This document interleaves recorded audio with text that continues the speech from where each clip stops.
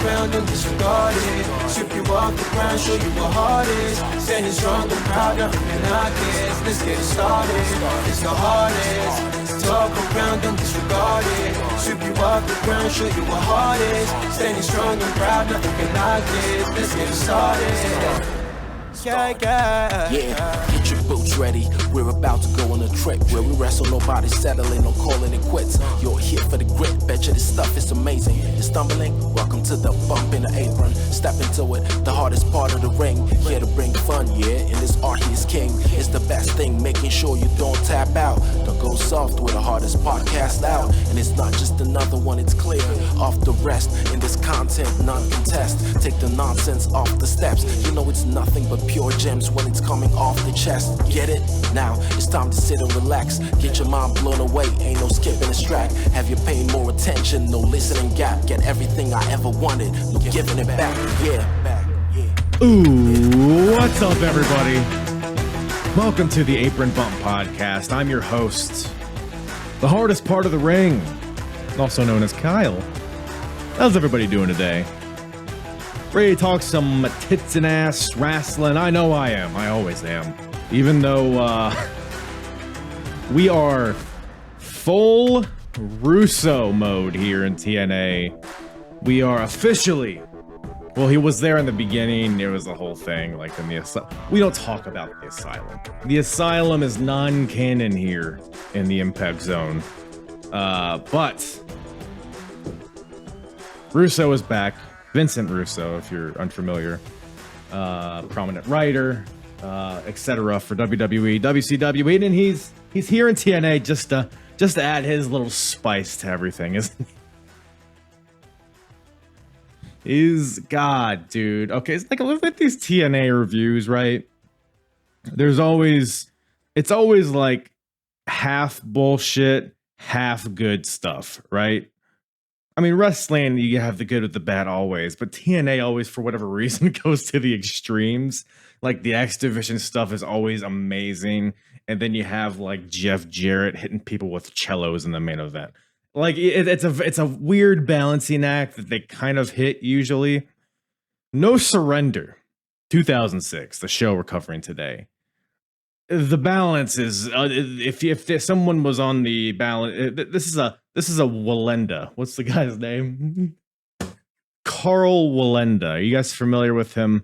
You familiar with the Flying Walendas? Well, it was a gentleman that decided to do a trapeze in between. I think it was like two hotels or something.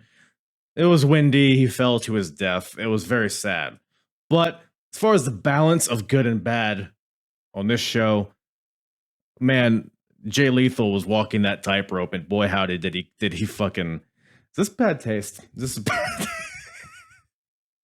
It's a bad show. It's not a bad show. There is a lot of good on... Well, there's some good on this show, but man, there are just some things that it's like... We'll get into it. I don't want to, be redundant about what we talk about, because believe me, we get into it. Usually with these shows, man, you got like Jarrett doing his thing, and then you'll have like another match, just, that's like doing wacky, gimmicky stuff. But you'll have like the X division, right? Or you'll have the tag team division. They'll give you like a really good match. And while on this show, we get an awesome Ultimate X match between LAX and the team of AJ Styles and Christopher Daniels. We also get the X division. I'm not even gonna say it. It's like it should be good, but man, they just throw a piece of feces right at it, and then every wrestler slips on it, and they fall face first into it, and all of this is outside of the main event of this show, Fans Revenge. Yeah, let's throw a bunch of fans around the ring with belts and have them whip Jeff Jarrett. There's so many issues with this: the build up, the execution, how it was presented. I don't want to shit on the entire show, but, well, I guess we will in a second. But before we do, got to give a shout out to my guest, BC, from the Wrestling with the Truth podcast, Wrestling with the War, Wrestling with the 80s, all of that stuff my boy BC does. Awesome guest. Love having him on the show. I was actually on his show pretty recently. We covered Royal Rumble 1996. So, if anything, check that out and dip your toes into his waters, into his Canadian waters. If they're not still on fire, I don't know if that's still a thing. But do that. BC, he goes into, as you know, he has lots of podcasts and sub podcasts. He does a lot of retro reviews, 80s. Not a lot of people doing reviews of the 80s, the territories and stuff like that. So BC gets into that, as well as, the Monday Night Wars, and Wrestling with the Truth gets into a lot of current day stuff too. So check him out. He's a good boy, very entertaining podcast. And check me out at Apron Bump on all the social medias. Follow me, like the video, subscribe to the YouTube or to the podcast platform you're listening to this on. Do all of that happy horse shit. Hey, if you like TNA, or if you just like hearing about TNA burning, well, I suggest you go to apronbump.com. You go to the episodes tab. You select TNA, and that'll bring you to all of the TNA reviews that I've done so far. Chronologically, I've covered all of their 3-hour pay-per-views, starting from their very first one, Victory Road 2004, all the way through 2004, through 2005, through 2006, up until now, which is, September, I believe this show was. So lots of TNA content. Binge away. It's always a silly, silly time. Do that. And do this. Listen to the episode coming at you. TNA, No Surrender, 2006. With myself and BC Hunter from Wrestling with the Truth, then Wrestling with the War, and Wrestling with the 80s, and Wrestling with my sexuality. That last one was a joke. He does weird stuff with poutine, though. I wouldn't be surprised if... For sure. I'm borrowing his Yeti Blue for mine.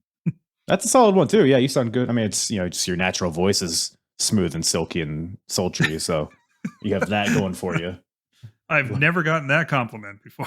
Well, I'm like a ghetto disco inferno. You are? Yeah. I mean, there's worse things, right? Ghetto Gilberti. Ghetto Gilberti. Yes, there you go. Live stream. He was in TNA at one point. He was, yeah, with Sports Entertainment Extreme. Oh, dude, I just watched the first anniversary show recently. Yeah. It was rough. It made me appreciate this era that we're going to talk about today, because that was did you watch TNA like back in the Asylum days? Yeah, actually I did. I forget, I don't know how I was getting it. That's the only thing, because it was on a weekly pay-per-view type of deal, but I remember watching it. And then right up until about this point, 2006ish, 2000, about that, I was kind of sporadic, and then they signed Angle, and so I had to start watching when Angle came on board, right? Which ironically is the end of this pay-per-view. And then through the whole Hogan era, if that was interesting, at least it's hard to believe they were getting more viewers than what, Raw's getting right now. Right. Which is insane. I mean, it's, it makes sense considering who they had eventually. And this show kind of, I mean, the ball's already rolling, but Angle is the big one. And that's when everybody starts coming over, because they already have Christian and the Dudleys and stuff like that. Yeah. But yeah, No Surrender show we're talking about today. What you think of the show, man? Have you watched any TNA recently? I'll check in on Impact on a regular basis. If I can't watch the episodes, I'll at least go on and try to find highlights of the stuff, because they're kind of my guilty pleasure, if you want to say that, because they're kind of in between WWE and AEW in my view. AEW is just complete, for the folks that just want to go crazy with the acrobatic matches. WWE is a little bit too much on the storyline.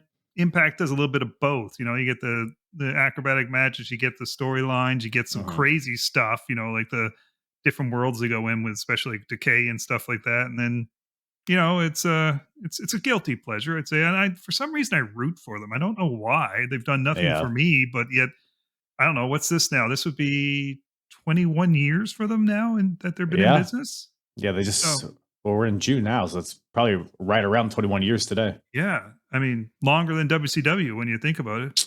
Yeah, no, it's insane, because I mean, Yeah, definitely modern day Impact. It's like I never make my way to go watch it, but whenever that there have been periods where I'm in and out, currently, but I feel like if they did like bigger venues, Mm, I might be more tempted, or if it was just more convenient to watch. Um, it was with how much competition there is yep. nowadays. The barrier to entry is super high, and also it's not Mhm. the barrier to entry, but it's captivated an audience to make time to watch you versus other companies. So Yes. Yeah. that, like you said, they have a lot of great talent, and the storylines they do are good. I mean, that it Mhm. seems like a good show. It's just I it's love that missing they a have Nick Aldis back. That he's just yes, Mr. Impact. Honestly, I'd love to see Impact and NWA to emerge because I feel like they're kind of right. cohesive that way. Whereas no different than AEW and ROH merging, right? It just seems like something to go together, but they give them a bit more star power and maybe just get rid of that whole Impact TNA stuff and just go with the NWA name or something like When that. especially when they started as NWA TNA, so it'd be Yeah, hilarious if they just went back to NWA Impact or something. why the But heck not? I'm all for Just it. yeah, just like let's pare it down to like having three real major leagues: WWE, Mhm. NWA, and then AEW, right? Yeah, exactly. I was even going to say Impact's like almost like a better version of NWA. Yes, yeah. Hmm. But 2006 TNA was a Mm, whole different animal. Man, they are. I will say this show to me, because I've been watching all of these shows chronologically, yeah, not one of the stronger shows, but I think there's a few. It wasn't bad, but compared to other shows, I think because there's a few things. One, they're building to Bound for Glory the next month, yeah, so it's like they're planting seeds for that, but they're also like prepping for Kurt Angle, who just got signed. And the main event of the show, I feel like, was just conceptually dumb. So, and yeah. a lot of things were conceptually dumb. By the way, we're in full Russo mode here. Yes. He was. So I checked on Wikipedia, and it said that he came back like 3 days before this show. But I was watching all the Impact leading up to this, and it felt like he was there. So because Mm, like on Impact, we were getting like the Hangman's Horror match, which is yeah. like a dog collar match, but you win by throwing your opponent over and choking him out. We had a 10,000 thumbtacks match between Rhino and Abyss. We had, or I'm sorry, between brother Runt and Abyss. We had a border brawl, like all these goofy gimmicks, and there's a lot of goofy shenanigans on this show. But yeah, overall, No Surrender '06. What'd you think of the show? I didn't hate it. I'll put it that way. I thought it was That's good. entertaining. It's interesting to go look back at these people because it's jogs the memory. You're like, oh yeah, yeah, I remember, so and so doing that angle. Then there's other people. I'm like, I completely just blanked out. I don't remember these people at all. Mhm. And even though I was probably watching the product at that time, You don't remember I A1? that's who I was going to talk about. A1. I don't remember, yet he was part of Team Canada for 3 years. I found out on Wikipedia, but I'm like, I don't remember Mhm. A1 at all. And I was a fan of Team Canada. Not a lot of reason to remember him. It's I'll say required. that. I'm Canadian, but Yeah. yeah, but yeah, I like to go on like Wikipedia and look up a few of the pay per views prior just to kind of get an idea. Okay, where are the storylines going with Mhm. this? So I kind of had an idea going in, but yeah, this is decent show. There's some good stuff and there's some bad stuff, and that seemed like I guess really the whole motto for TNA over their lifetime. Yeah. Yeah, it's funny because you were saying like seeing where some of these guys are now. It was fun because like on Impact Plus, they have the advertisements for the current Impact stuff above it, like a little banner above it. Yep. And so I'm watching the show, and Alex Shelley's in like the middle of the card, just one of 50 guys in a battle royal, just kind of a mid card, undercard guy. And then you look up to the left, he's the world champion now. It's just funny how things change. Uh, Saban's doing jackass stuff. well, Saban's like in the exact same position, fighting Yeah, for the exhibition exactly. title. So, but uh, but yeah, lots to get into on this show. But it Yes. opens up with I always love their production of like their intros, even though they're it's a little over the top and a little unnecessarily over the top. But they have because one of the bigger storylines going on right now is LAX Yeah. versus AJ Styles and Christopher Daniels, and there's the whole element, obviously, with Mexico and America and immigration and all that. So Yeah. we get little clips of like past president speaking on, I guess, like immigration type stuff, and it's just very dramatic and war. Yeah. And then you have obviously all the wrestling build up like in between these clips. What do you think of like I guess the production in general on this show and how this show opened up?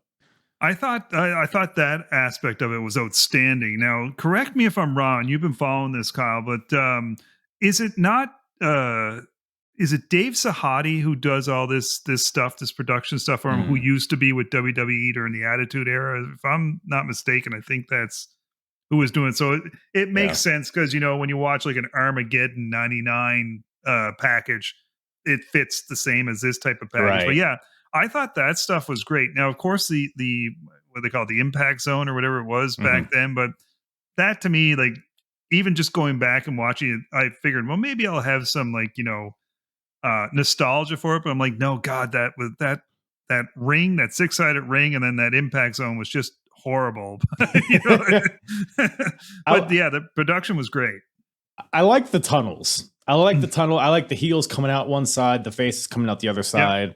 The 6-sided ring, I can kind of give it. I like that it set itself apart, even though maybe functionally it isn't a great idea. But that's my issue with the functionality of it. Yeah. But it made for a good pounce from Monty Brown. That's really all I care about, honestly. Monty Brown's the only guy who benefited from that ring, but everybody else is like confused when they're getting thrown into a turnbuckle.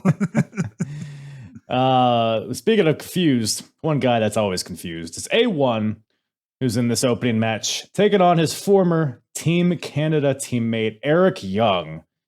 So really, I mean, this is just a showcase for Eric Young. EY is super over at this point because Team Canada just disbanded a few months ago, so everybody's still trying to find their footing. A1 never really did, but Eric Young, just the paranoid, goofy dude that he would go on to continue to be. But he's really finding his stride now. The crowds, he comes out with some fans. They like do his little hand motion. They're all chanting his name throughout the entire match. I mean, they love Eric Young, and he's spread out all throughout this show. He's all over the impacts. But the match itself is what it is. But I don't know. What'd you think of Eric Young versus A1 here? So I love Eric Young. I've loved him since the early days, and now even Eric Young today. I think he's still like one guy that just is completely misused by WWE. He's in WWE now, isn't he?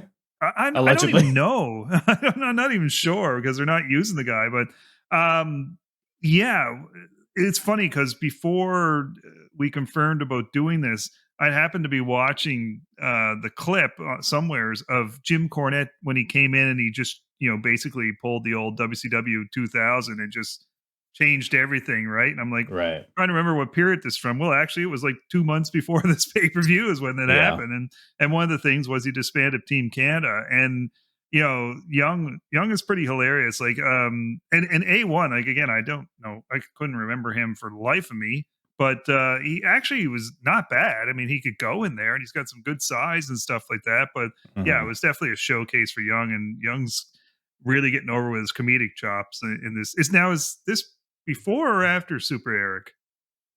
This is before, I believe. Okay. Yeah.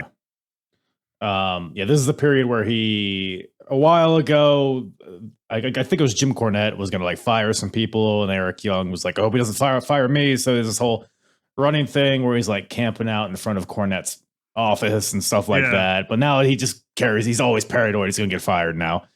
So the don't fire Eric thing. They kept hinting around to the massive announcement was going to be Eric Young's firing at the end. Yes, a massive announcement at the end of the show. They kept building to that. But wonder what that is. But yeah, A1. Yeah, A1, it's like, he's fine. He's just as generic gets. He was, yeah. My wife was watching this particular match with me, and she was like, "Is that bootleg Triple H in there?" I was like, "Yeah, kind of." But it's whatever. Some spine busters from A1, but ultimately, he's like the love child of Triple H and Test. Okay. I don't know if I've ever heard him talk. Now that I'm thinking about it, It's probably a reason for that. Yeah, probably. But A1 goes for a tombstone or something onto Eric, but Eric does a nice little counter. He flips over and transitions right into the wheelbarrow neckbreaker for the win. So EY gets the win. Crowd goes home. Well, they don't go home, but the crowd's happy. And A1 sucks. So, any other thoughts? I like that wheelbarrow cutter is what I called it. I don't even know what it is, but that was a cool It's move. pretty nice. Yeah. Yeah, Eric, I mean, he wouldn't be like a legit. It's funny. He was like this comedy character for years and years. And then all of a sudden it's like, oh, world champion. Yeah. So, Yeah. he had a brief little detour as like a heel of a faction, but then he's a psycho. Yeah. then he's dead. Then he's dead. Oh yeah, that's right. That's why he's not on WWE is because he passed away. I think. Yeah. Cody Deaner. Yeah. Well, we go backstage after that, and the main event of this show is a fans revenge match, which is Jeff Jarrett versus Samoa Joe. And I don't know if you heard, but the people of the Impact Zone they hate Jeff Jarrett. He's a liar, apparently. Yes. Yeah. Mm-hmm. And I mean, just months, if not years, of Jarrett just being a dirtball. So the fans finally get their chance at revenge, as per the name. So the main event, there will be like, what was it, like 18 fans around the ring, all with leather straps, belts, straps, whatever they were. But I guess they're still trying to figure out which fans are going to be holding those straps. So they hold, I guess this is before the show, they have like these test of strength competitions, like the old carnival hammer on the deal. And it's like, okay, this is how we're weeding them out. What's that have to do with a strap, by the way? It is, I have no idea. It also, like in the weeks leading up to this, you could send in a tape or whatever. I don't know what you would send. I guess a CD of a video of yourself describing how much you hate Jeff Jarrett. And I would not want to be the person who had to watch all of those. So I don't know if that's actually what went into choosing these people or if they were like plants or what, but yeah, that's something. But we get a little vignette, I guess, building to that. And then they go to Jim Cornette's office, and we're still building to. Cornette says that we got a big announcement, and it's going to be made by somebody that's not on the card. And I guess it's going to be at the end of the show. So, but clearly very excited. I wonder what his angle is, huh? There you go. It's Kurt Angle. So the next match, we got Petey Williams. You go ahead. No, I was just going to say, I can never get enough Cornette. So I love he's having great Cornette on the screen. Yeah. I feel like he wasn't there a long time, but I wish he was, because he was like the perfect authority figure for TNA for whatever reason. But something that was not perfect was this next match. We got Petey Williams versus Jay Lethal. This match annoyed the shit out of me. Yeah. It's so funny. You like hear that and it's like, oh, it's like a middle of the road X Division match. How bad could that be? Well, it wouldn't be bad if they just went out there and wrestled. But as per what I said earlier, we're in full Russo mode at this point. So we got to add a little spice to this. Spice being laxatives. Yeah. Petey poos himself in this match. So, yeah. So, and the whole thing. So we got the X Division. So we've moved on from like AJ and Daniels and Samoa Joe, who kind of monopolized the division for like several months. So now we're kind of in this new era of the X Division with guys like Lethal, Sabin, Sanjay Dutt, Petey Williams, a lot of guys who don't have a lot of character at this point. So I feel like this was an attempt to establish characters for people, but to say it fell flat would be putting it mildly. Bro, it worked for Val Venus, so it'll work for you, right? Yeah. It was, and also on top of all of this, they're I guess sponsored by Jackass #2, which is a movie that's coming out around this point, and they have like on Impact leading up to this. So you have this group of Jay Lethal, Chris Sabin, Sanjay Dutt. They're all just like guys, just like shit. What do we call them? Juvenile delinquents. I don't know. Yeah. Instead of, watching tape on wrestling, they're like playing video games or they're watching Jackass, and Jerry Lynn, who's like the veteran backstage, keeps yelling at them. But they're basically just goofing off at this point, and I guess they put laxatives in Petey Williams' water leading up to this match. And I don't know. What'd you make of this match and how it unfolded after that? Oh my God. Well, there's so many things I want to say about this. First of all, like just what a snapshot in time this is watching this episode. Like it's so mid 2000s, it's just, the big baggy pants and the, those what do you call them, conch shell necklaces and the frosted Oh tips and yeah. all this stuff. And it's like, Sanjay's oh, huge like baseball jersey and yes, his yes. Oh sideways my hat. god. The sideburns and all that stuff. And I mean, I thought I remember back, I wasn't a big Sanjay Dutt fan, but I'm like, God, man, he's annoying now in AEW. But he was Mhm. so annoying in this, just with the Yeah. facials and all that stuff. I'm thinking to myself, you got Petey Williams and Jay Lethal. By the way, Jay Lethal looks so small here compared to what he looks like now, but you have these two amazing X Division wrestlers, and you just completely screw up the match with this whole laxative angle. You have Petey Williams just looking like an idiot trying to sell the Mhm. whole, he's got the shits basically. And then you got the stuff at the, I'll let you talk about the stuff at the end with this, but it's just beyond like, this is, Yeah. I don't know, just shouldn't even been put on television for two guys that potential world champions in your future there with Saban. I can't remember if Lethal won it, but Saban definitely did.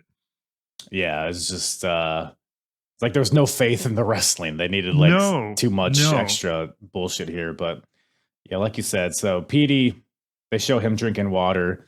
And then backstage, Sanjay alludes to putting laxatives in his, like you said, he's so annoying. I don't remember He him being is. annoying back then. He was so annoying. Oh, I but wanted to punch him. I guess he got to sell it somehow. But Yeah. at one point, Jay Lethal goes for a sunset flip onto Petey, but Petey counters it. And it's at this point where he like grabs his stomach. He's like, oh, there's some rumbling down there.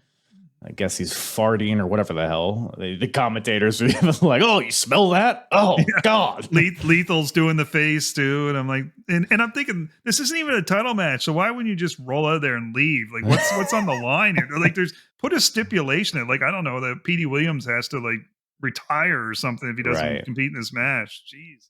He has to shave his head, put on chainmail, and flex. Yeah. That should be the, But yeah, Jay Lethal, he like sees this, so he starts just like punching him in the stomach, and he hits him with an atomic drop, which I guess it's the best move for the situation. There's a I don't know, the "this is stupid" chant is actually in a later match. I thought that was this one. yeah, I thought it was going to be this one too, but yeah, no. It's very akin to it though. Yeah, but Petey gets some offense in, but I mean after everything, he's like favoring his stomach, and at one point or towards the end, he's going for the Canadian Destroyer, but he can't do it. So he tries to run away finally. But then Jay pulls him back, rolls him up for the win. So Jay Lethal wins. And this was something, huh? I just realized, I'm sorry. I just mixed up the two matches. This one with Williams and Lethal and Saban and Senshi. And Saban, yeah. And I'm like, oh my God, they did it twice. They blur together. They garbaged this up twice. And I thought after watching this match, well, at least there can't be anything worse than this. And then it does get worse later on. Yeah. And usually the X division is like the oasis from the bullshit. You have like Jarrett doing his stupid shit, but then, all right, we got X division, we get some wrestling here, but we're not spared from it this time. Yeah, it's like it used to be like the cruiserweights for WCW. Just steal the show and then do your other garbage after. Yeah. But it's funny you say that how this is a snapshot in time, because I mean both these guys will look very different in a matter of months, because we got, I don't know when Petey's little Papa Pump or whatever the hell he was starts, but I think that's soon. Yeah. And Jay Lethal becomes Black Machismo. I believe this is all within a year this happens. Yeah. So very interesting. Very interesting. But after that, we got a no DQ 3-way dance. Brother Runt versus Raven versus Abyss.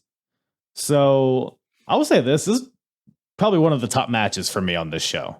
Right. Weird. It's kind of weird to say, but it wasn't the best, but it was very creative. It might have been very convoluted at certain points, but I think these guys went out there and had a pretty brutal match. Yep. The build up, as far as the build up goes, Bubba and Devon of the Dudleys, of course, Brother Runt is Spike. Bubba and Devon are, I think, in Japan at this point. So they have left, but before they left, they told Runt to not get himself in any trouble.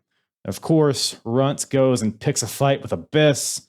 So they have a bunch of fights, and then Raven enters the picture because I guess Raven's tight with the Dudleys, and he was like, Abyss was, preying on Runt. So Raven was trying to pull Runt in to join his new faction, but then Runt was like, nah, you don't control me.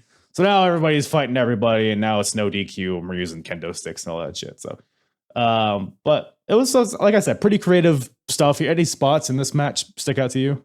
Yeah, there was. I will start out by saying I love Abyss. I think he's a very underrated big man.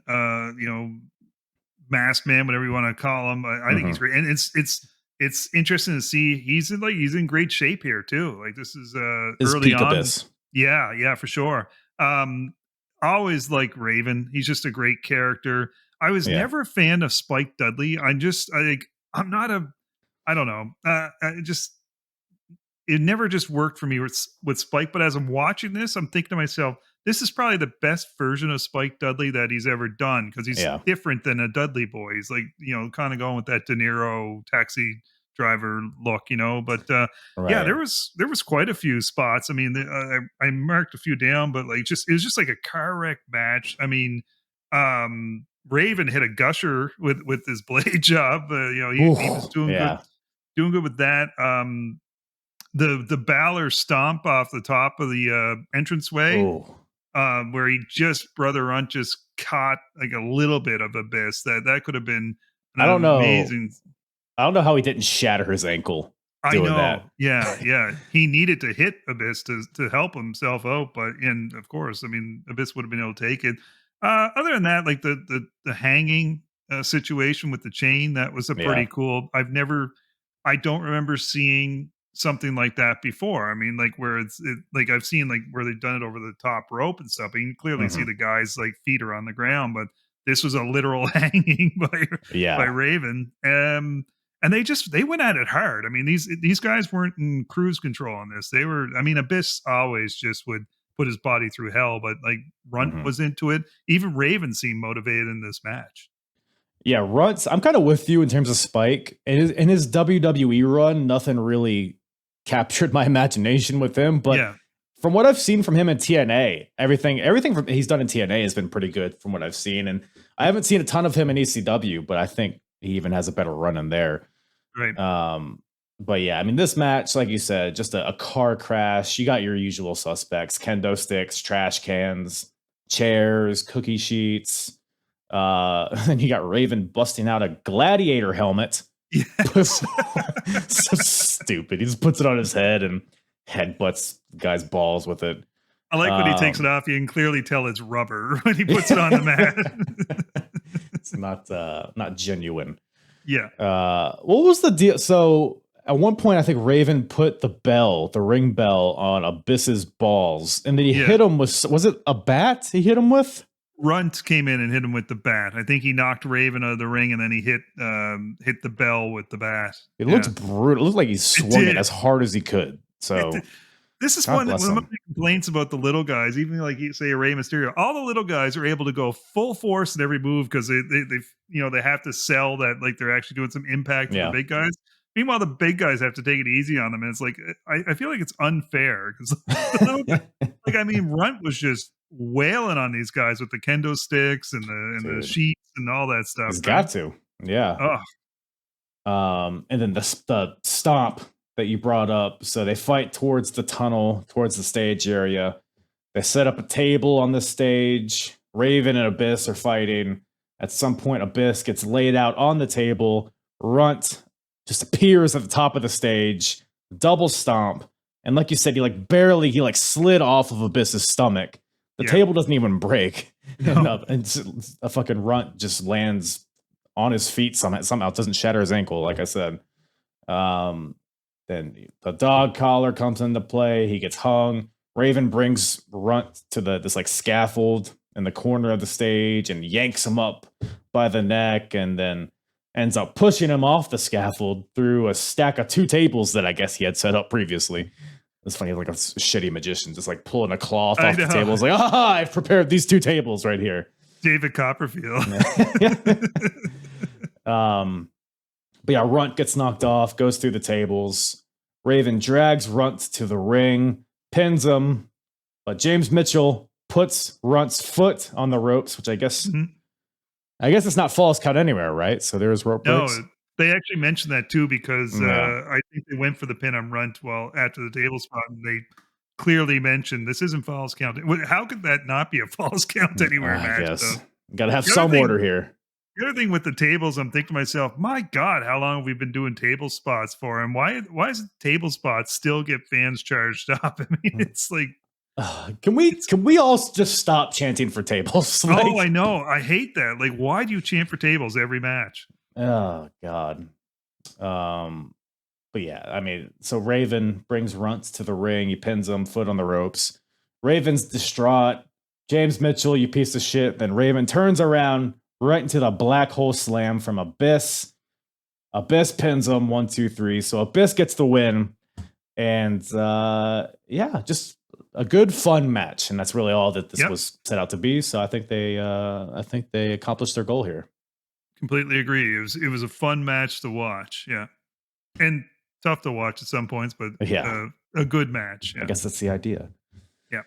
Speaking of tough to watch, here's a match that's a little tough to understand. At least at first it was.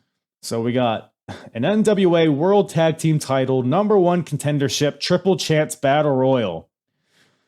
All right, I'm gonna run down these teams. I think it's 8 teams. So we got before you do that, can I just point out too? How about the backstage segment with poor Ash and Jarrett's got like 40 T-shirts on in anticipation of the whipping match. This man is playing checkers. Everyone else is playing chess. I hated Jarrett back then, but I love that. That was great heel stuff right there. Jarrett's become a guilty pleasure of mine. And watching this his TNA run was great. I don't care what anybody says. But yeah, so there's a tag team battle royal. So we got 8 teams in here, I believe. And the winner of the battle royal is obviously the #1 contender for the tag team titles. So we got the team of Kazarian and Maverick Matt versus the team of Norman Smiley and Shark Boy versus the team of Lance Hoyt and Ron Killings versus AMW versus the Naturals versus the James Gang versus the Paparazzi, which is Alex Shelley and Johnny Devine, versus the Diamonds in the Rough, the team of Elix Skipper and Simon Diamond. Any names kind of just jump out at you in this match? I'll correct you. So Diamonds in the Rough was Elix Skipper and David Young, wasn't it? And with Simon Diamond as the manager? No, you're right. I copied this from Cage Match, so I blame them. But you're right. Yes. That was so a couple of things that jumped to mind. Number one, David Young, completely forgot about him, but watching those early Asylum years, I'm like, that guy was a mainstay in the early days of TNA. And I completely forgot about the Naturals, but now seeing them again, I remember them and AMW had a fantastic feud for quite some time. Other than that, again, it's just weird to see guys like, Lance Hoyt, how young he looks there. And the rest of it was just too much. Again, TNA gets this nice little platter of great stuff. And they go, okay, let's sprinkle 14 more things on top of it. You didn't like the Triple Chance Battle Royal rules? Oh, God. I don't think it's the worst rules they've had for a Battle Royal. Reverse Battle Royal is always going to go down. That's the worst one. Yeah. Honestly, it's not super convoluted. It's really you got teams in there. So if one team member gets eliminated, they stay ringside until their other team member gets eliminated, and then they go to the back. But once they get to the final 2 teams, each team member, if they've been eliminated, gets back in, and then they have a normal tag team match to close it out. Yeah. Which is fine, I guess. It's just funny. Like they have to add something to it. I know. As Jim Cornette says, a hat on a hat. Yes. And also they did a little video package leading up to this match, and it only focuses on AMW and the Naturals. So it's like, gee, I wonder who's the final 2 are going to be. I know.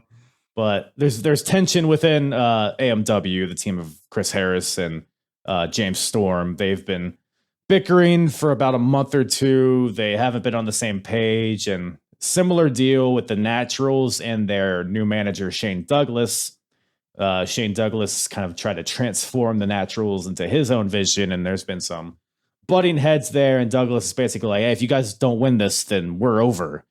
And so yeah, those are the only storylines really going into this, although some come out of it, I guess. But I mean, it's a battle royal. There's no really spots really that stuck out. I mean, what about you? Anything in particular about the match itself, at least leading up to the final portion of it?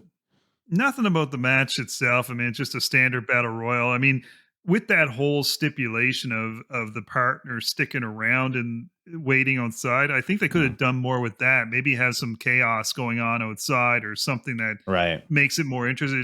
It was just ended up being just people just standing around, and half the people that were standing around, their partner got eliminated like 4 seconds after they did. So there Yeah. was nothing to it. The other thing that stuck out to me is AMW having Gail Kim as their manager, and Gail Kim, who famously talks about how WWE just they focused on the sexual side of things, and Yep. just playing that up. And I'm thinking to myself, well, Gail, I don't think Vince McMahon made you wear those booty shorts you had on at As ringside. the cameraman follows her Yeah, right up her I fucking know. asshole. In a company called TNA, by the way. Oh God. It's I like, guess ultimately it worked out, but yeah. Uh, yeah, is but it's just the modern day Medusa, really, Gil Kim here, moving for greener pastures, and they're not so mm, green. But yeah.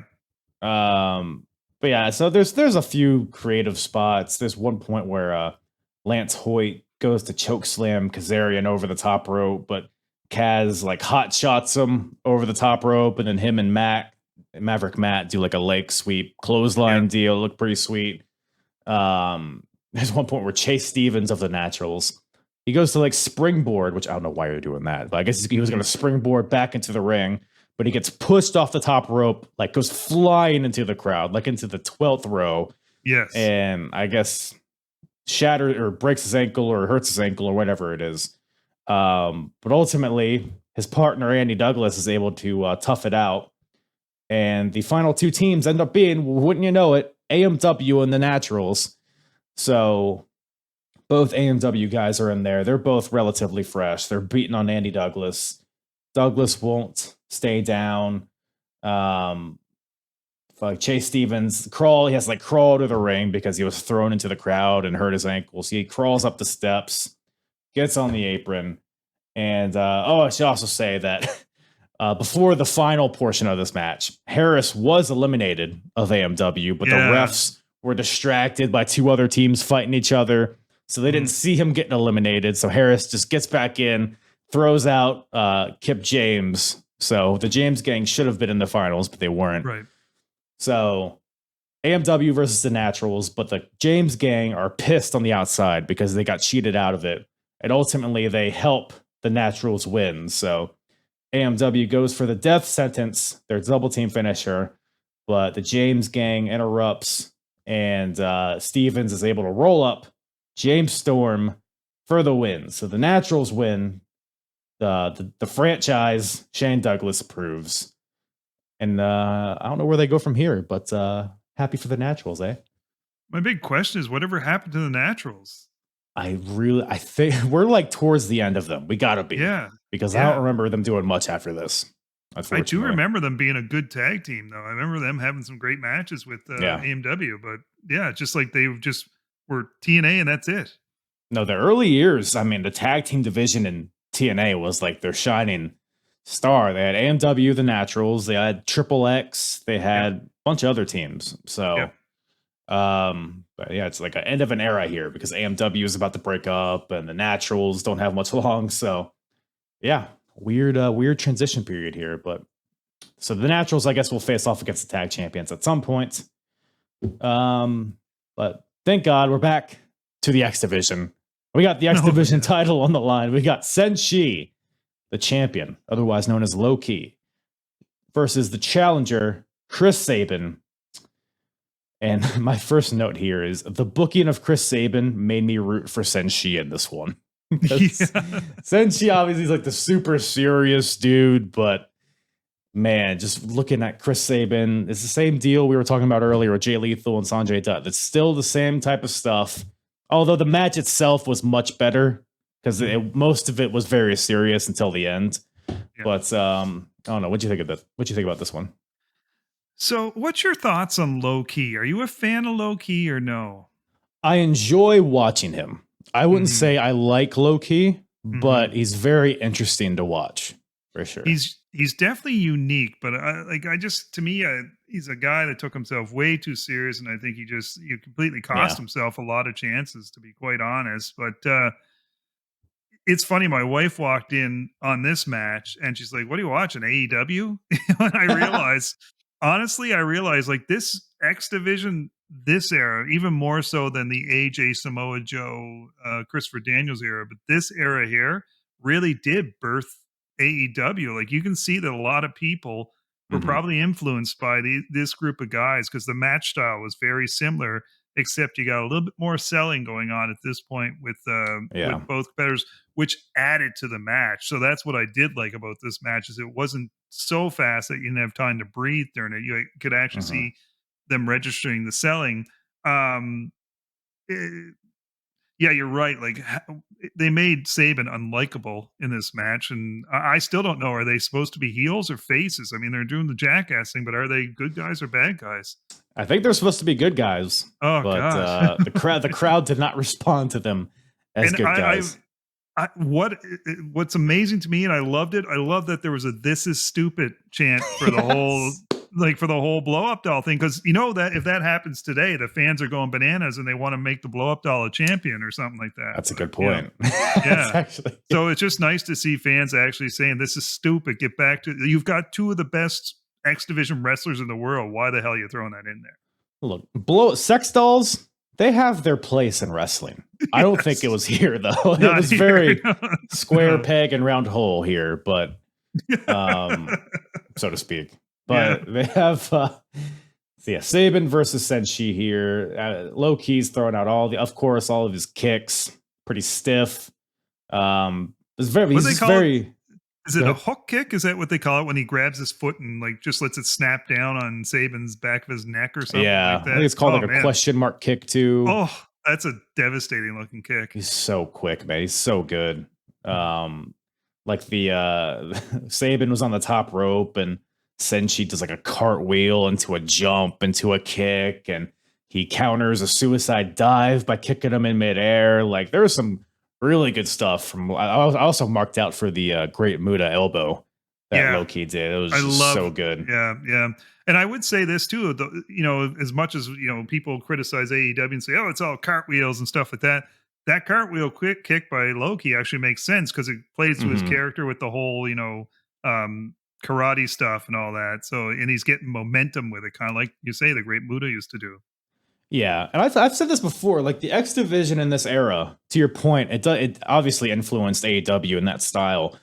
To me, it just feels so much more organic for whatever reason. I don't know if it's like the camera work or if Mhm. it's the people themselves doing it, but like there's a spot where Senshi's in the Tree of Woe and Saban does his hesitation drop kick, but the way they got That there was was they were both like jockeying for position on the top rope, and then low key like flips Saban off, but then he yeah, rolls and then he turns around and kicks him. Like it was just so smooth. It felt so like I don't want to say realistic, but as yeah. realistic as pro wrestling gets. Like it was very smooth. This match was, although the finish could argue could kind of ruined it. But I agree. They didn't rush through things. Things made sense, and that yes, God that the hesitation drop kick was beautiful to watch. I still don't understand how they pull that off, but it's hmm like physics defined. But yeah, they just took a couple of extra seconds in between things to let it register with people, and it was interesting. The fans themselves, aside from the "This is stupid" chant, but they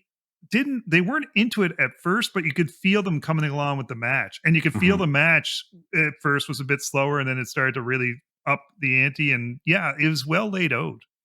yeah, and a lot of this match too, which kind of plays into why it was slow, is Senshi just feels like a monster here. Like he was pretty much dominating the first like majority of this match. So, but he's the champion, so I think that came off well. But we get to the finish.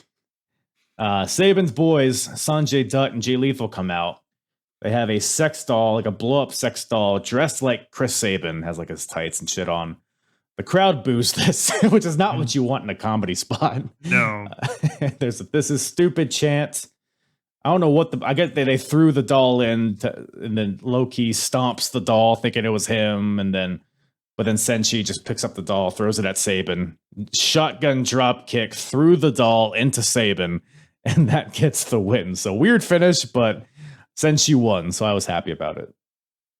Again, just like the whole Petey Williams and Jay Lethal match, you didn't need this extra stuff. You had two fantastic matches that could have been, Yeah. 4.5-star matches for the night for you, and you just tossed all this crap onto it. Yeah. Well, maybe the next match could have used a sex doll. We got Rhino versus Christian Cage. So two good friends here, all the way back to their beginnings of wrestling pre-WWE. Christian just recently turned heel at the last pay-per-view.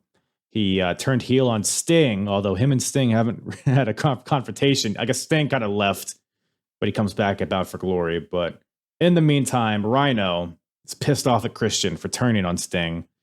Christian said that he was playing second fiddle to Sting and said he was sick of it. Sting should be second fiddle to him. And then him and Rhino start getting personal with each other. Christian's like, why are you defending Sting? I was the one back in when you broke your neck. I was at the hospital, and like all that kind of stuff. But ultimately, they come to fisticuffs on Impact, and Christian lays Rhino out with a concerto, gives him a concussion, which the way they portray this in this show is something, because Rhino's cutting a promo earlier in the night. It is, the Rhino promo.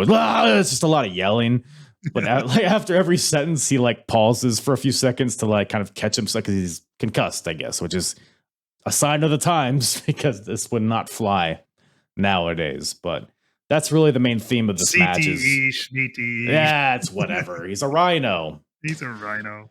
But yeah, Rhino's selling the concussion throughout this entire match, and Christian takes advantage of it. It's pretty much the theme of this match. But I don't know. What'd you think of it? Well, first off, since I'm doing the Wrestling with the War thing and looking back at the mid '90s stuff, I can now never get the idea of Rhino carrying Mabel's throne out during shit, yeah, during that era. It doesn't leave my brain now. I forgot about that.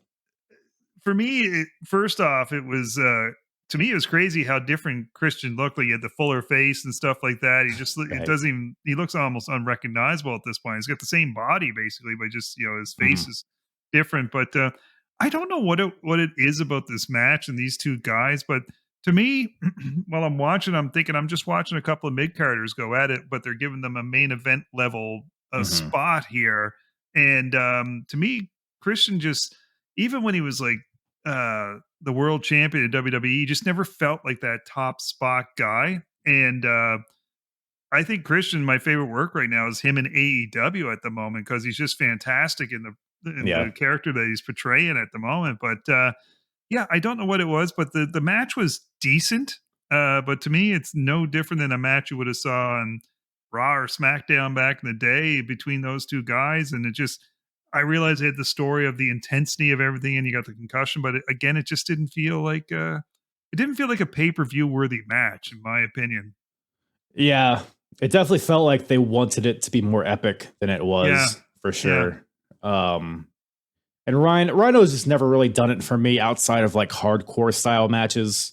Yeah. Christian, like you said, I mean, he definitely, I don't know. His heel run in TNA is some of the best work of his career, which is just kicking off at this point. So a massive improvement from where he's been in the past few months, because he came in as a babyface, it was fine, but it was very uninspired. But once he turns heel, he like turns it up a little bit, and he does some good stuff. But he just doesn't have a likable face. Well, I think that's the idea. He really doesn't. But and I will give them props. The recap prior to the match did a great job of summarizing everything like that. They both had good intensity to start things off, but I just, even like the ending to me was weak. Like the ref, the ref bump, and then you have the ref wake up just in time to grab the chair from Rhino, but then for some reason he falls back asleep with the chair, and then very convoluted. Yeah. But that's TNA for you. So, well, like I said, Christian dominates most of this due to the concussion of Rhino. But Rhino gets a little flurry at the end. He hits a belly to belly. He counters a spear into a TKO. But ultimately, the ref takes a tumble at some point. I think Christian accidentally clotheslines him or something.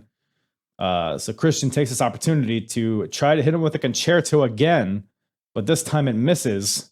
And Rhino is able to hit the gore, but there's still no ref. So Rhino goes to do his own concerto, but the ref is alive again, revives miraculously, takes the chair away from Rhino as he picks it up, but he falls back down in the opposite direction somehow.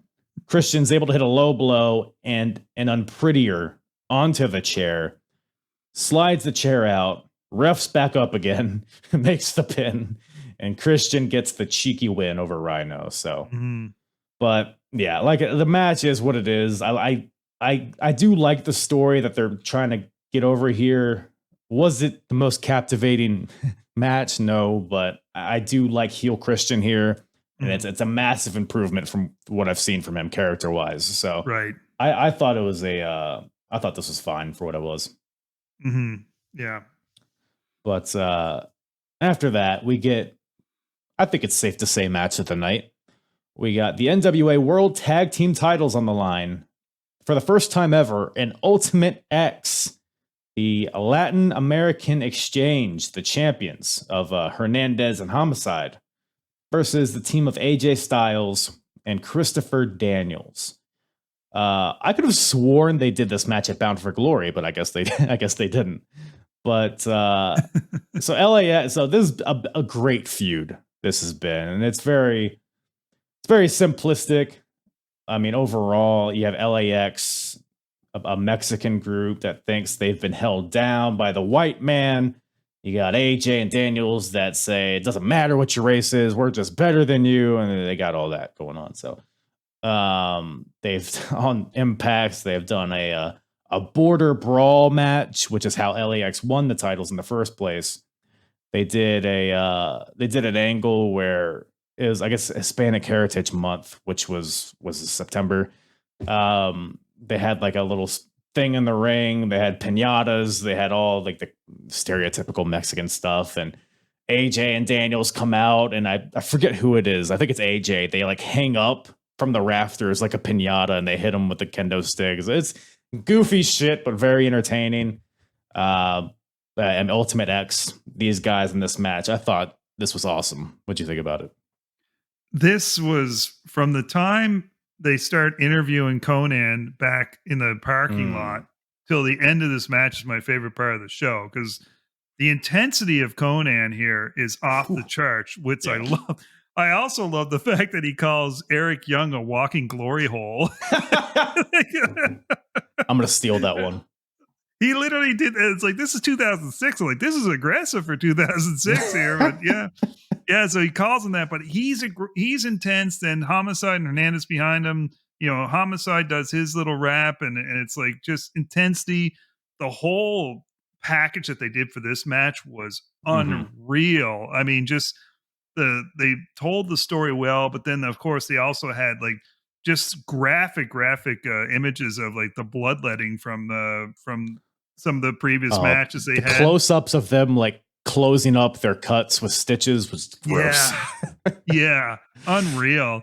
And then, of course, you also had that in-ring interview with AJ and Christopher Daniels with Dom West. Right. I was getting a kick out of Dom West and his facials during it. He's so intense, like doing the interview. Yeah. But it was good. It was a good interview, and you're right. It was like the whole story is we don't care about race. We're just the better team, and let's leave it at that. And then this whole match was just so good. It literally felt like a fight between four people that do not like each other. And, you know, it felt like this is kind of something that like Daniels didn't really need to go through it. He'd kind of been established, but it was kind of like AJ needed to go through this to toughen up a bit and get some scars on him and all that stuff. And this was a great team to have it. I was always a fan of LAX. I think they were fantastic, man. Especially this version with Conan managing and Homicide and Hernandez. They're a great team.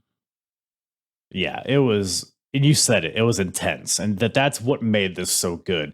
And it was two teams that actually hated each other and wanted to hurt each other, and that with the intensity, they were so good at executing that, and I think that's why this was so good. Yeah, interesting thing too, Kyle, because technically it's very similar, aside from the Ultimate X thing going on, but very similar to the three way that you had with Ryan with Raven and Abyss and Runt. But in that match, it just felt like three guys that were put together and were doing a hardcore match. Right. This match felt like there was some stakes on this one. It felt like these teams actually hated each other, and it was a brawl with some extra stuff that they could use against each other. So I really enjoyed this whole thing. Yeah. And I'll also say I think this was a star-making performance for Hernandez in this match because he looked like a monster in there, just throwing these guys around. That power bomb he did, where he had him on his shoulders and he tossed him like 5 feet in the air. The cracker jack off the top rope. Because Hernandez has been one of the because LAX had a few iterations. One was Homicide, and I think his name was Apollo, and then they had Homicide and Machete, and now it's Homicide and Hernandez, which is like I agree, probably the best version of LAX because they would go on to have future versions. But yeah, awesome match here. You got AJ swinging from the wires. Homicide's like swinging AJ. He's like about to toss him again, like into the 12th row, and then he like swings him into the ropes. He guillotines himself on the top rope. You got Homicide and AJ are fighting on the wires. They're both climbing it. And then Homicide hits an ace crusher from the top of the wires, which looked awesome. We got Hernandez trying to climb the wires, but AJ pulls him onto Homicide. I don't know. Anything else stick out to you in this match in particular? Yeah, well, I think you named off a bunch. Some, of course, like the Styles Clash on the onto the table on the outside was just a cool spot there.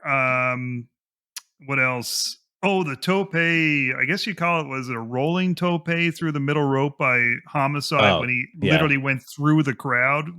It was like it was Orange Cassidy style speed, or sorry, Darby Allin style speed as far as that tope. So that was pretty cool. All the stuff you mentioned.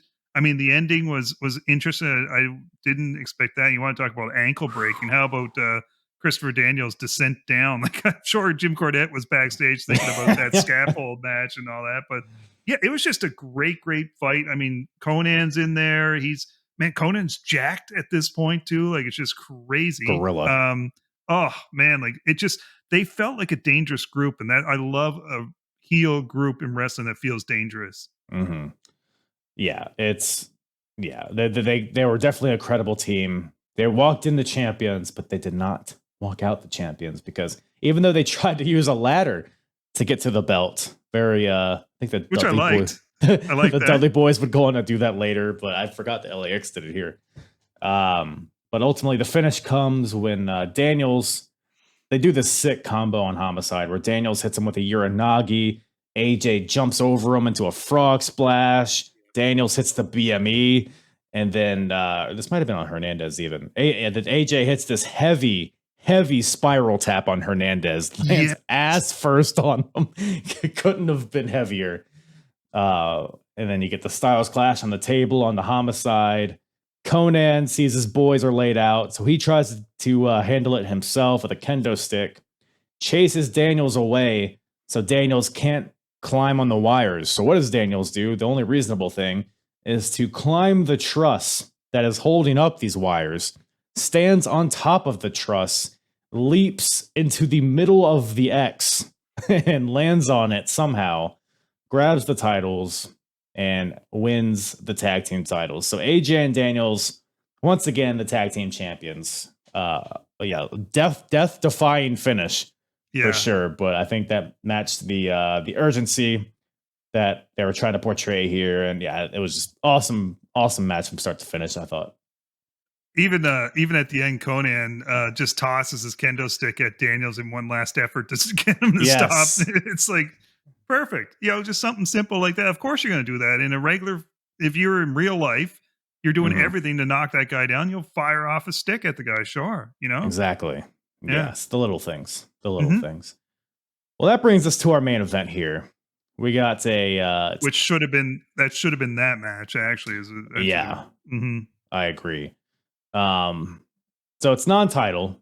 We got Jeff Jarrett versus Samoa Joe in a Fans Revenge Lumberjack match. And it was funny. How you described Christian and Rhino is exactly how I felt about this match. This did not feel like a pay-per-view main event match. Although it should, because Jarrett is Mr. TNA. He's the dominant world champion. You got Samoa Joe, undefeated for over a year, monster, unstoppable. For all intents and purposes, this should be an epic match. But all the bullshit with the fans and their straps, the fact that it's non-title, the fact that this is all just like a side quest for Jarrett because he already has a title match scheduled for Bound for Glory against Sting. It could have been so much better, but it wasn't. But I don't know, man. It's like I said, we kind of talked about it earlier, but Jarrett, he's had a checkered past in TNA. He's had screw job finishes. I think it was Slammiversary. Earl Hebner screwed Christian and Sting out of the ladder match by knocking him over. You had the fans pelting the ring with trash. You had Larry Zbyszko, who's like an authority figure, helping Jarrett in these matches. And then on Impact, Jarrett has to take a polygraph lie detector test. And there's all bunch of questions he was asked, but he was lying about, I think it was, did Larry Zbyszko help you in any of your title matches? And Jarrett said no. And then Cornette's like, you're a goddamn liar. So that's why we have this match. But Jarrett comes out in all of his shirts, like you said. Do you watch Friends by any chance?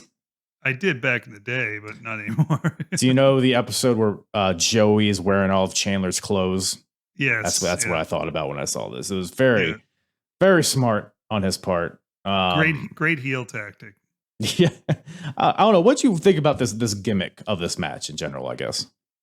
This match works back in 1986 in Memphis. It doesn't work here. And the other thing, you hit the nail on the head. There was no title involved, so that completely made it not a main event match for a pay-per-view. Like, I don't know why this went in the main event spot besides it being Jarrett and his company, but they should have known that tag team match was going to just blow the doors off the thing. And there was so much heat to it that you needed a resolve for that. So of course it should have been your main event, but yeah, it was just old school Memphis wrestling is what it was. And like I said, I probably would have enjoyed this in 1986, but in 2006, it was just stupid. And it was back then you could almost believe that that this could legit happen, but now the fans were obvious plants. They were like ridiculous. Right. Like there was one woman at ringside that supposedly Jarrett had done something to previous, and like she's just holding the thing up like, oh, I'm gonna get you, but she never does actually whip the guy. It's just, and meanwhile at one point, like he's outside the ring because he has to get his guitar, and he's like taking whipping after whipping, and it doesn't even affect him because he's just gonna get what the is he guitar. scared about? Yeah, it was a lot more believable back in the day, and it's just some matches just don't transfer to modern times, right? Some angles do, and they should be reused, but this one didn't. Yeah. I had a similar thought. We're just way too far gone from this being a realistic type of like realistic in that the fans don't actually hate Jeff Jarrett. Yeah. That the people watching these fans don't actually think that the fans. It just wasn't a recipe for success, but. We do, silver lining, we do get Samoa Joe in the main event of a pay-per-view. It was good to see him in this big spot. We get the classic Joe stuff, the Uranagi in the corner. We got all the sentons, the spot where Jarrett goes for a crossbody and Joe just walks away from him. The classic Joe stuff. That's classic Joe. Joe at one point asks one of the fans for a belt, and he does some whipping himself. There's a spot where Joe holds Jarrett up against the ropes and he tells the fans to get in the ring, and they take turns whipping him inside the ring. So they did what they could with it. I don't know. Do you think they could have used a different weapon? Maybe would that have made it more entertaining? Maybe like a barbed wire bat. Everyone has a barbed wire bat. A flaming barbed wire bat. Ooh, there we go. I like what you're. Don't let Russo hear you because he'll make that a thing somewhere. But towards the end, like you said, Jarrett goes out in this sea of belts, grabs his guitar, swings it at Joe. Joe ducks, locks in the choke, but Jarrett gets to the ropes. And then at some point, Jarrett hits Joe with a low blow, and hits him with the stroke onto the guitar, which I feel like wouldn't add a lot of, I don't know. But only for a 2 count. And then somewhere out of, it felt kind of anticlimactic, but Joe hits the muscle buster and gets the win. So I was surprised that Joe gets the win, a clean win over the world champion leading into their biggest pay-per-view of the year. Yep. But I guess with all the fan shenanigans, maybe it's not so clean. I don't know. But it was cool to see Joe walk out with a win here, but otherwise I didn't really care for this too much. Yeah. Not a way to end a pay-per-view. Especially with how much money there could have been in this era of Jeff Jarrett versus this era of Samoa Joe. Like, that could have been your Bound for Glory match, but it's just a kind of a side thing that didn't really matter. But we're not finished here, old British Columbia. We got Jim Cornette is out here. And like we said, they've been building up to this throughout the entire show. Cornette has an announcement. Well, I guess he has 2 announcements. The first of which is that in November, because we're at the end of September here, November, TNA is going prime time on Spike, which is huge for them, that they get the 9 p.m. slot. There's still an hour, I believe, but still moving in the right direction. But as Cornette says, that's not the announcement. That was his announcement. The announcement is that old boy Kurt Angle is coming to TNA. The classic, it puts the mouthpiece in. I feel like I see that GIF all the time. Yeah. Or whatever. That was more Jim Ross than anything. But yeah, Kurt Angle coming to TNA. And you said that was kind of when you jumped back in, when you got there. Well, I kind of been following a little bit, but then, I definitely, it piqued my interest to see what was going to happen with Kurt Angle being there. And of course, then you had that epic feud with Samoa Joe that they had and all that stuff. But again, typical TNA, let's throw a hat on a hat. So we have this major announcement that we're going to do throughout the whole night. And we've been teasing that it's a wrestler who's not signed for that show that night is going to be making it. And actually, the wrestler didn't make the announcement, so that was false advertising. I thought the same thing. But let's throw a hat on a hat and put another announcement underneath it. So what the hell are you doing? And then perfect thing that they could have done, they could have went back to like a shot back to Jarrett and see his reaction to Angle, but they just kind of closed the show just with the video of Angle. I don't know why they didn't do that either. That was bizarre. I know they did like release a clip of the reaction at some point. You can go on YouTube now and see the reaction, but they might even show it on Impact the next week. But yeah, I mean, it was because at this point I was like dipping my toes into TNA, starting to watch it. But I remember when Kurt Angle was announced to be jumping over. That's like when I was every week I'm watching. So it accomplished what they were set out to accomplish. And obviously it was a big deal. I remember it being a big deal back then when he went over to TNA. Yeah. I think it legitimized them. I think Kurt would end up wrestling for TNA longer than he wrestled for WWE, which is I believe you're right. Yeah. So obviously huge thing getting started here. The era of Perk Angle is upon us. So I'm looking forward to watching some of that. I hate when people reference that. It's like, oh man, like I'm just glad that he survived that era because so many deaths back then. Like I don't know how he kicked out of that. Yeah, I think it's the fact that he did kick out, I guess, eventually, but it's gonna be something to watch. But it'll be a thing. One step closer to main event Mafia, I guess. Can't wait for that. Yeah, the shenanigans of TNA never stop. But yeah, man, there's no surrender. But speaking of no surrender, any other overall thoughts of this show? I think we covered most of it, right? Well, yeah, and now going through it, it sounds like we just hated the show because it sounds like we just kind of rip it on things. But honestly, I didn't hate the show. Like, I mean, it was good stuff. It's like it's just they had to sprinkle too much on things. But like, you had some amazing matches that just had some crappy endings to them. No matter what, that whole X Division Ultimate X battle makes this a great show because it was just so good. Like it was like even somebody who wasn't watching the shows leading up to it, right away I knew that this feud was insane. It was intense, and this was going to be a good match, and it delivered. So that was really good. What else? Like everything else was like decent. The Abyss match was good. And just it's just TNA, you know, like they TNA'd it, and that's what they do. But it's like middle of the road with a little extra. So 6 out of 10, Yeah. we'll say. Yeah. You know, this show is like a nice plate of poutine, like just a perfect serving of it, but with little pellets of rat feces spread throughout. Like most of it's good. Like the bones of it, for the most part, are good, but it's to a point where it's like, can I really enjoy this? I mean, I might eat around it, but that being said, if you want to hear more about poutine and hockey and meese and the Mountie, I strongly suggest you go check out Wrestling with all the things. Wrestling with the Truth, Wrestling with the 80s, Wrestling with the War. Yeah. Once again, BC, thank you for coming back on, talking some wrestling. Where can everybody find you and listen to you? Thank you, man. I appreciate you having me on once again. This is always a pleasure. Yeah, for Wrestling with the Truth, which includes Wrestling with the War, so it's the audio podcast.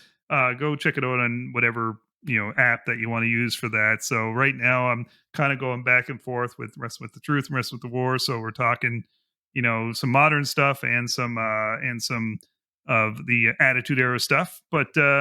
And then over on YouTube, go to Wrestling with the 80s, which is my YouTube channel dedicated to, as you can guess, the 1980s wrestling. And, just actually recorded something with Ted the Hillbilly Heel last night that I'm hoping to release in the next week or so once the editing gets done on it. But yeah, that channel's doing well, and got some fun things in the hopper for that one. And then I also have another YouTube channel for Wrestling with the Truth, which is more focused on the modern stuff, basically. Mm-hmm. So little bit of both. But yeah, head on over to YouTube. You can find me there, and social media and all that jazz. I'm on there. So find me. Was there wrestling in the 1880s?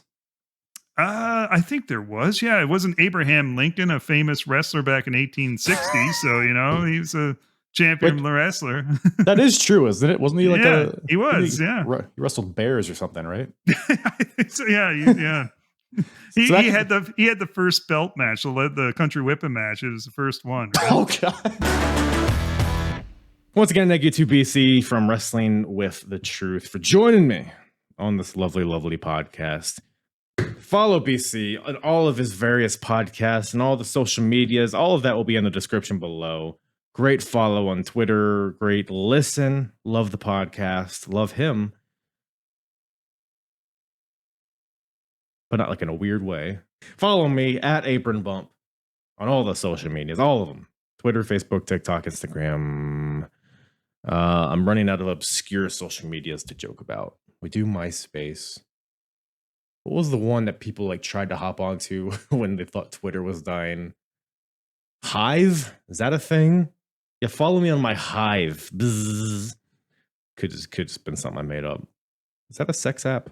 Anyways, with that, I think that's about all Daddy has for you today. Thank you guys so much for listening. I love you all. Stay safe out there. Tell your neighbor that you love them. And jiggle your dog's balls. Stupid. Yeah.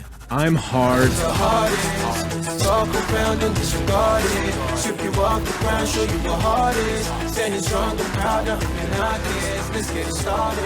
It's the hardest, talk around and disregard it. Strip you off the ground, show you what heart is. Standing strong and proud, nothing like this. Let's get it started.